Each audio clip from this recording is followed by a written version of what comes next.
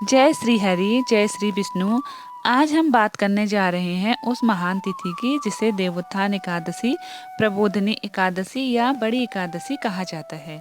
यह दिन वह शुभ क्षण है जब स्वयं भगवान विष्णु 4 महीने की योग निद्रा से जागते हैं। कार्तिक मास की शुक्ल पक्ष की एकादशी को प्रबोधिनी एकादशी कहा जाता है। इस दिन भगवान विष्णु क्षीर सागर में शेषनाग के सैया पर 4 महीने की निद्रा के बाद जागृत होते हैं। यह दिन धर्म, दान, व्रत और भगवान की भक्ति के लिए अत्यंत शुभ माना जाता है।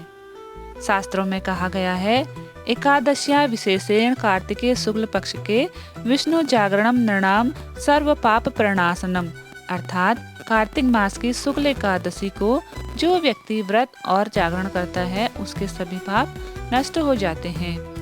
आषाढ़ मास की शुक्ल पक्ष की एकादशी को देवशयनी एकादशी कहा जाता है। उस दिन भगवान विष्णु योग निद्रा में चले जाते हैं। 4 महीने तक सावन, भाद्रपद, आश्विन और कार्तिक वे क्षीर सागर में विश्राम करते हैं। इस अवधि को चातुर्मास कहा जाता है, जब विवाह, मांगलिक कार्य आदि निषिद्ध रहते हैं। अब जब कार्तिक मास की शुक्ल एकादशी आती है तो भगवान विष्णु जागते हैं, इसलिए इसे कहते हैं देवोत्थान एकादशी, यानी देवताओं का उठना। आइए अब हम इस एकादशी की व्रत और पूजा विधि जानते हैं। इस दिन प्रातः स्नान कर प्रति संकल्प लेता है, आज मैं प्रबोधिनी एकादशी का व्रत रखूंगा या रखूंगी और भगवान विष्णु का पूजन करूंगा या करूंगी। सबसे पहले भगवान विष्णु के चित्र या शालिग्राम की स्थापना करें, दीप जलाएं, तुलसी दल, पुष्प, धूप, नैवेद्य अर्पित करें। भगवान को तुलसी माला पहनाएं, क्योंकि तुलसी जी इस दिन विशेष रूप से पूजनीय होती हैं। ओम नमो भगवते वासुदेवाय मंत्र का जाप करें। फिर रात में जागरण करें, भजन कीर्तन करें, भगवान की कहानियाँ सुने। अगले दिन द्वादशी को दान करें, ब्राह्मणों गरीबों को भोजन कराएं। आइए अब हम जानते हैं तुलसी विवाह का महत्व। इस दिन एक और पवित्र कार्य होता है, तुलसी विवाह।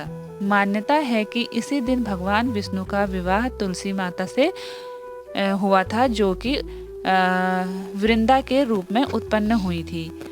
तुलसी विवाह का आयोजन करके भक्त अपने जीवन से पापों का नाश करते हैं और पुण्य प्राप्त करते हैं। आइए अब हम इस एकादशी की कथा सुनते हैं। पुराणों में आता है कि सतयुग में एक राजा था, मानधाता। उसके राज्य में अन्न वृष्टि नहीं हुई थी, लोग दुखी थे। राजा ने कई यज्ञ किए पर कोई लाभ नहीं हुआ। एक दिन उन्होंने मुनि अंगिरा से उपाय पूछा।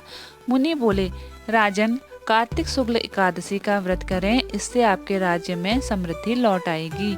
राजा ने विधि विधान से व्रत किया, भगवान विष्णु को प्रसन्न किया और परिणाम स्वरूप उनके राज्य में वर्षा हुई, सुख शांति लौट आई। इसलिए कहा गया है, जो भक्त इस व्रत को श्रद्धा से करता है उसके जीवन में समृद्धि, शांति और धर्म की स्थापना होती है। देवोत्थान एकादशी की रात में जागरण का विशेष महत्व है। भक्त मानते हैं कि जैसे भगवान विष्णु जागते हैं, वैसे ही हमारे भीतर की चेतना भी जागृत हो जाती है। दान करना इस दिन 1000 गुना फल देता है। गरीबों को अन्न, वस्त्र, दीपक, तुलसी का पौधा या सोने चांदी का दान करने से विशेष पुण्य प्राप्त होता है। प्रबोधिनी एकादशी हमें यह सिखाती है कि भक्ति में आलस्य नहीं होना चाहिए। जैसे भगवान 4 महीने की योग निद्रा के बाद जागते हैं, वैसे ही हमें भी अपने भीतर सोई हुई श्रद्धा और करुणा को जगाना चाहिए। जो व्यक्ति इस व्रत को करता है उसके जीवन में धर्म, अर्थ, काम और मोक्ष चारों पुरुषार्थ साकार हो जाते हैं। भगवान विष्णु उसे अपने धाम में स्थान देते हैं। शास्त्रों में कहा गया है, एकादश्याम ही यः कुर्यात् जागरणम समाहितम तस्य पुण्यम महावन्ति विष्णु लोक स गच्छति, अर्थात जो व्यक्ति इस दिन उपवास और जागरण करता है वह विष्णु लोक को प्राप्त होता है। तो भक्तजनों, आइए इस प्रबोधिनी एकादशी पर भगवान विष्णु से प्रार्थना करें कि वे हमारे जीवन में भी जागरण का प्रकाश लाएं और हमारी आत्मा को भक्ति के मार्ग पर अग्रसर करें। उम्मीद करती हूँ यह वीडियो आपको पसंद आई होगी। पसंद आई तो लाइक शेयर जरूर करें और हमारे चैनल को सब्सक्राइब करें। धन्यवाद।